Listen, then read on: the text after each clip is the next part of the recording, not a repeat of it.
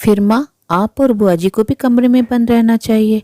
अपनी विधवा भाभी के लिए आवाज उठाती एक बहुत ही मर्मस्पर्शी कहानी। मेहंदी की रस्म शुरू होने वाली है और कोयना की नज़र अपनी इकलौती भाभी को ढूंढ रही है। उसने अपने दोस्त को माँ को बुलाने भेजा। निरुपमा जी ने आते ही पूछा, तुमने अभी तक मेहंदी लगवानी शुरू नहीं की?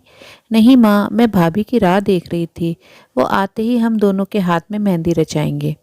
निरुपमा जी ने कोयना को एक तरफ खींचते हुए कहा, पागल हो गई है क्या? मैंने ही उसे 2 दिन तक कमरे से बाहर निकलने को मना किया है। तुम्हारी विदाई के बाद कमरे से बाहर निकलेगी। उसका मनहूस छाया मैं तुम्हारे पर पड़ना नहीं चाहिए, विधवा जो ठहरी। कोयना का भाई अमन और भाभी अनिका दोनों एक दूसरे को कॉलेज से पहचानते थे और दोनों की नौकरी भी एक ही जगह होने की वजह से दोनों के बीच प्यार हुआ था। पर अमन पहले कोयना की शादी करना चाहता था क्योंकि वह मध्यम वर्गीय परिवार से ताल्लुक़ रखता है और उस पर पिताजी का साया भी नहीं है। तो अमन को लगता है कि अगर कोयना की शादी पहले हो जाए तो वह अपनी शादी साधारण तरीके से मंदिर में जाकर कर लेगा। अनिका ने अमन का साथ निभाने का वादा किया था तो वो अमन के हर फैसले से खुश थी। अमन को 15 दिन से बुखार आ रहा है और उसका शरीर भी गल रहा है। रिपोर्ट करवाने पर पता चला कि उसको ब्लड कैंसर है और वो चंद दिनों का मेहमान है। अनिका को जब यह बात पता चली तो उसने पहले अमन से शादी करने का निर्णय लिया। अमन और बाकी घर के सदस्यों के मना करने के बावजूद भी अनिका ने अमन से शादी करने का निर्णय बदला नहीं और साधारण तरीके से अमन जैसा चाहता था वैसे ही अनिका ने अमन से शादी की।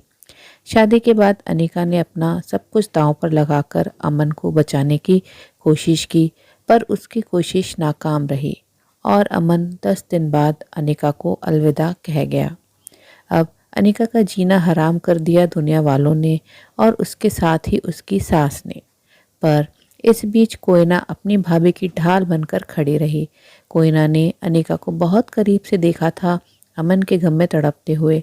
अनिका की सास निरुपमा जी जब तानों से उसका दिल छलनी कर देती तो उस पर मरहम लगाने का काम कोयना करती।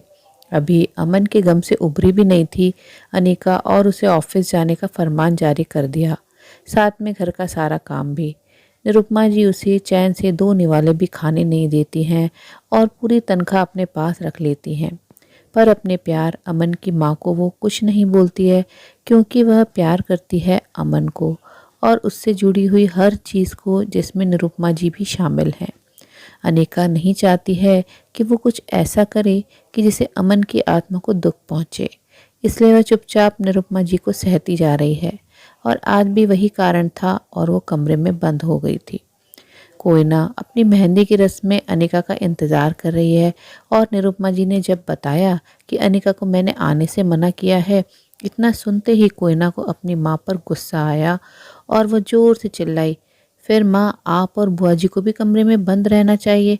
और माँ, आप एक बात भूल गई शायद, भाभी को मालूम था कि भैया को कैंसर है और वो चंद दिनों के मेहमान हैं, फिर भी अपने प्यार की खातिर सबके मना करने के बावजूद भी भैया से शादी की।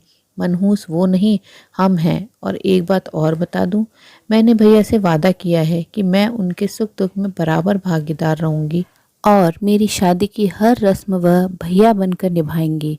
अगर आप सबको ऐतराज़ है तो आप सब शादी में शामिल मत होइए, पर मैं ये शादी अपनी भाभी के बगैर नहीं करूंगी। इतना कहकर आंखों में आंसू लिए कोयना दौड़ पड़ी अपनी भाभी से मिलने, जो उसे उसके भैया की तरह प्यार करती है। निरुपमा जी को अपनी गलती समझ में आ गई थी। उन्होंने कमरे में जाकर अनिका के सर पर ममता भरा हाथ सहलाया और कहा, बेटा, मुझे माफ़ कर देना, मैं तो भूल ही गई थी कि तुमने मेरे बेटे की जगह ले ली है। तुम मेरी बहू नहीं पर बेटा हो। इतना सुनते ही अनिका निरुपमा जी के गले लग गई। अनिका ने कोयना की शादी में भाई का जो रस्म अदायगी होता है वह खुशी खुशी निभाया और अपनी लाडली ननद को आंखों में आंसू लिए डोली में बैठाया।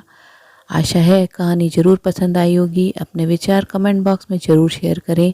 ऐसे परिवर्तनशील विचारों को अपने मित्रों और प्रियजनों के साथ भी शेयर ज़रूर करें। आपसे अनुरोध है, अगर आप चैनल पर नए हैं तो ऐसी ही नई नई शिक्षाप्रद मनोरंजक कहानियाँ सुनते रहने के लिए चैनल को सब्सक्राइब ज़रूर करें। कहानी अंत तक सुनने के लिए आप सबका दिल से बहुत बहुत धन्यवाद। तो फिर मिलते हैं मेरी अगली कहानी में। तब तक के लिए आप लोग अपना ध्यान रखिए, खुश रहिए, ऐसे ही कहानियाँ सुनते रहिए।